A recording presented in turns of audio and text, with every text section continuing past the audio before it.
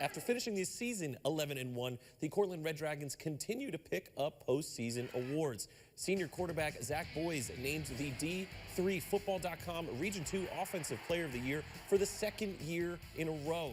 Boyes is Cortland's career leader in passing completions, yards, and touchdowns, and rushing yards by a quarterback, and is one of 9 Red Dragons to earn a total of 10 all-region awards from the national website. Senior wide receiver Jaden Alfano St. John picking up first-team all-region honors, along with second-team honors as a kick returner. Other first-teamers include center Mike Bitka, kicker Mike Beloga, defensive end Nick Ladardo, and sophomore corner Nazir Jean Lubin.